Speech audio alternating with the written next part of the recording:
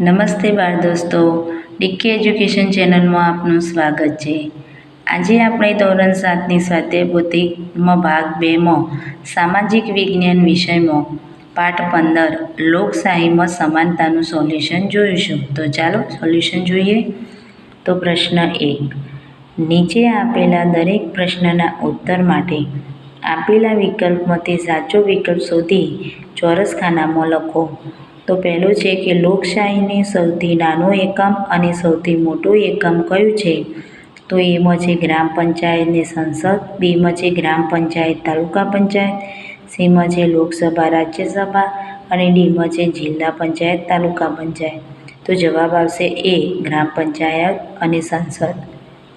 બીજું છે, ભારતમાં સૌ નાગરિકોને કેટલા વર્ષ સુધી મફત, ફરજિયાત અને સાર્વત્રિક શિક્ષણનો અધિકાર છે? તો જવાબ આવશે બી, 6 થી 14. ત્રીજું છે, વિશ્વનું સૌથી મોટું લેખિત બંધારણ કયા દેશનું છે? તો જવાબ આવશે બી, ભારત. ચોથું છે, હાલ તમે 12 વર્ષની ઉંમરના છો તો તમે મતદાન કેટલા વર્ષે પછી કરી શકશો? તો આપણે મતદાન 18 વર્ષે કરી શકીએ. તો હાલ 12 વર્ષના હોય તો 6 વર્ષ પછી કરી શકીએ. એટલે જવાબ આવશે બી, 6 વર્ષ. પાંચમો છે, દરેક સમાજને અને દરેક વ્યક્તિને સમાનતાનો અધિકાર કોના દ્વારા અપાયેલો છે? તો જવાબ આવશે બી, બંધારણ દ્વારા. હવે છઠ્ઠું છે કે ભારતમાં કયા પ્રકારની લોકશાહી છે? તો જવાબ આવશે એ, સંસદીય પ્રકારની. સાતમું, સૌને સમાન અધિકાર એટલે? તો કાયદા સમક્ષ સમાનતા એમાં છે, બીમાં છે કાયદાનું સમાન રક્ષણ. તો જવાબ આવશે સી, એ અને બી બંને. આઠમું, ભારતમાં યોજાતી વિવિધ ચૂંટણીઓમાં કોના માટે વિશેષ મતદાન મથકો ઊભા કરવામાં આવે છે? તો વિશેષ મતદાન મહિલાઓ માટે કરવામાં આવે છે. તો મહિલાઓ પણ અત્યારે દિવ્યાંગો માટે કરવામાં આવેલું છે, જે અહીંયા આપેલું નથી.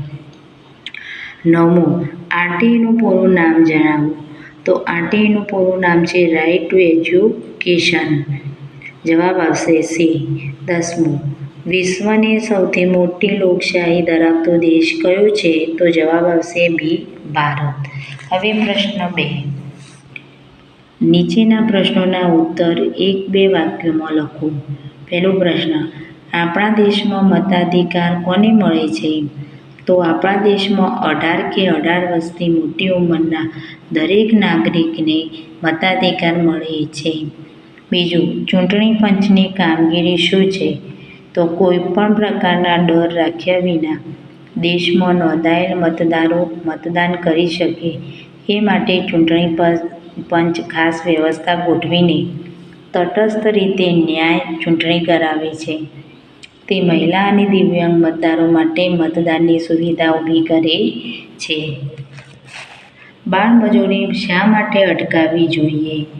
તો બાળમજૂરી એ અસમાનતા છે, બાળકોનું શોષણ છે. બાળમજૂરી બાળકોના શિક્ષણ મેળવવાના અધિકારનો ભંગ ગણાય. વળી 14 વર્ષ કરતાં ઓછી ઉંમરના બાળકોને મજૂરીએ રાખવું તે કાયદાનું પણ ભંગ છે. ચોથો પ્રશ્ન, લોકશાહીમાં સરકારની રચના કેવી રીતે થાય છે? તો લોકશાહીમાં સરકારની રચના ચૂંટણીના આધારે થાય છે. પાંચમો પ્રશ્ન, લોકશાહી કોને કહેવાય? લોકશાહી એટલે જેમાં લોકોએ મતાધિકારનો ઉપયોગ કરીને ચૂંટાયેલા પ્રતિનિધિઓ દ્વારા લોકોની ઈચ્છા પ્રમાણે વહીવટ ચાલતો હોય તેવી શાસન વ્યવસ્થા આપણા દેશમાં લોકશાહી શાસન વ્યવસ્થા છે. પ્રશ્ન 3, નીચેના વિધાનો સાચા છે કે ખોટા તે જણાવો. પહેલું છે, ભારત લોકશાહી ધરાવતો દેશ છે. તો સાચું. બીજું છે, ભારતમાં અમુક જ નાગરિકોને મફત, ફરજિયાત અને સાર્વત્રિક શિક્ષણનો અધિકાર છે. ખોટું. બાળમજૂરી એ શિક્ષણ મેળવવાના અધિકારનો ભંગ ગણાય છે. સાચું. સમાનતાનો અધિકાર એ બંધારણીય અધિકાર છે. સાચું. ભારત દેશનું શાસન બંધારણ પ્રમાણે ચાલે છે. સાચું. હવે પ્રશ્ન 4, નીચેના દરેક વિધાનોના ખોટા શબ્દ ઉપર છેકો મારી વિધાન ખરું બનાવો.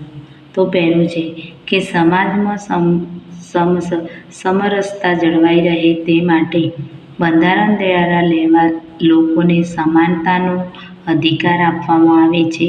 નાગરિકતાનો છેકી દેવાનું. બીજું છે વિશ્વમાં સૌથી મોટું બંધારણ અને સૌથી મોટી લોકશાહી ધરાવતો દેશ અમેરિકા છે. ભારત છેકી દેવાનું. આપણા દેશમાં તટસ્થ રીતે ચૂંટણીઓ યોજવાની જવાબદારી ચૂંટણી પંચ ઉપર છે. સંસદ છેકી દેવાનું. કોઈપણ નાગરિકને મતદાન કરવા માટે મતદાર યાદીમાં કે રેશન કાર્ડમાં નામ હોવું જરૂરી છે. તો મતદાર યાદીમાં રેશન કાર્ડ છેકી દેવાનું. પ્રશ્ન 5. નીચેના પ્રશ્નોના ઉત્તર 2-3 વાક્યોમાં લખો. પહેલું, બંધારણ દ્વારા આપણને કઈ કઈ બાબતોમાં સમાનતાનો અધિકાર આપવામાં આવે છે? તો જુદા જુદા ધર્મની વ્યક્તિઓમાં સમાનતા, ભાષા કે બોલીના આધારે સમાનતા, શિક્ષણ મેળવવામાં સમાનતા, વ્યક્તિગત વિકાસમાં સમાનતા, લિંગ આધારિત સમાનતા, વિચારોની અભિવ્યક્તિમાં સમાનતા વગેરે અધિકારો આપવામાં આવેલ છે. બીજું છે વ્યક્તિના સર્વાંગી વિકાસ માટે કઈ બાબત જરૂરી છે? તો વ્યક્તિના સર્વાંગી વિકાસ માટે ધર્મ, ભાષા, જાતિ, રંગ કે જન્મ સ્થળના કોઈપણ ભેદભાવ વિના સમાનતાનો અધિકારનો યોગ્ય રીતે અમલ કરવો જરૂરી છે. બાળમજૂરી ગુનો છે. આ વિધાન સમજાવો. બાળમજૂરી શિક્ષણ મેળવવાના અધિકારનો ભંગ ગણાય છે. આપણા દેશના સૌ નાગરિકને 6 થી 14 વર્ષ સુધી મફત, ફરજિયાત અને સાર્વત્રિક ભણવાનો અધિકાર છે. આ અધિકાર સમાન રીતે આપવામાં આવેલ છે. બાળકો નાની ઉંમરે મજૂરી કરે તો તે ગુનો ગણાય છે. ચોથું, કાયદા સમક્ષ સમાનતા વિધાન સમજાવો. તો ભારતના બંધારણે દેશના બધા જ નાગરિકોને સમાન તક આપી છે. સમાનતા એટલે સૌ સમાન તક અને સમાન અધિકાર એટલે કાયદા સમક્ષ સમાનતા અને કાયદાનું સમાન રક્ષણ. હવે પ્રશ્ન 6. નીચે આપેલ પારિભાષિક શબ્દોની સમજૂતી આપો. પહેલું છે બંધારણ. તો દેશનો વહીવટ કરવા માટે ઘડવામાં આવેલ નિયમોના સુવ્યવસ્થિત સંગ્રહને બંધારણ કહેવામાં આવે છે.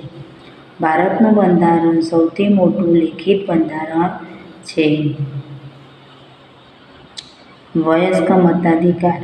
ભારતના બંધારણે દેશના 18 વર્ષથી મોટી ઉંમરના દરેક નાગરિકને કોઈપણ પ્રકારના ભેદભાવ વિના મતાધિકાર આપ્યો છે.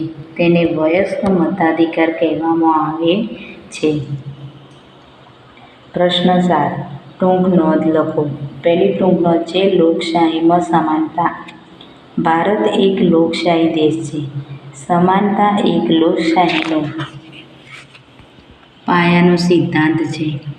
ભારતના બંધારણે દેશના સૌ નાગરિકોને સમાનતાનો મૂળભૂત અધિકાર આપ્યો છે. આ હક દ્વારા બધા જ નાગરિકોને કાયદાની સમાનતા તેમજ કાયદાનું સમાન રક્ષણ આપવામાં આવ્યું છે. ભારતના ધર્મ, વંશ, જાતિ, લિંગ, જ્ઞાતિ, ભાષા, રંગ કે જન્મ સ્થળના કોઈપણ પ્રકારના ભેદભાવ વિના દરેક નાગરિકને સમાનતાનો હક આપવામાં આવ્યો છે. આપણા સમાનને જાળવવા માટે પણ સમાનતાનો અધિકાર ખૂબ જરૂરી છે. પ્રશ્ન 2. મતાધિકારમાં સમાનતા. ભારતમાં લોકશાહી શાસન વ્યવસ્થા સાથે લોકશાહીમાં સરકારની રચના લોકોના મત વડે થાય છે. આ માટે આપણા દેશના બંધારણે 18 કે 18 વર્ષથી મોટી ઉંમરના દરેક નાગરિકને સમાન અધિકાર આપ્યો છે. ધર્મ, ભાષા, લિંગ, બોલી કે આર્થિક અસમાનતા વચ્ચે પણ સમાનતાનો અધિકાર દ્વારા દરેક નાગરિકને મતદાન કરવાનો અધિકાર મળેલો છે. મતાધિકાર દ્વારા કોઈપણ પ્રકારના ડર રાખ્યા વિના દેશની મતદાર યાદીમાં નોંધાયેલા બધા જ નાગરિકો મતદાન કરી શકે છે. પ્રવૃત્તિ. પ્રશ્ન 8. પાઠ્યપુસ્તકમાંથી આ પ્રકારનું વાંચન કરી નીચેના પ્રશ્નોના જવાબ નોંધો. પહેલું, ભારતીય બંધારણની વિશેષતાઓ જણાવો. તો બંધારણ દેશનું સંચાલન કરવા માટેની માર્ગદર્શિકા છે. ભારતનું બંધારણ વિશ્વમાં સૌથી મોટું લેખિત બંધારણ છે. ભારતના બંધારણે દેશના બધા જ નાગરિકોને સમાન તક આપી છે. બીજું, તમારી શાળામાં કુમાર અને કન્યાઓની સામેલગીરી દ્વારા થતી પ્રવૃત્તિઓની નોંધ કરો. તો સાફ સફાઈ પ્રવૃત્તિ, મનોરંજનના કાર્યક્રમો, સાંસ્કૃતિક પ્રસંગો, શિસ્ત સમિતિ, રાષ્ટ્રીય પર્વોની રેલી, રમત રમવામાં, પ્રવાસ વગેરેમાં કુમાર તથા કન્યાઓની સામેલગીરીથી થતી પ્રવૃત્તિઓ છે.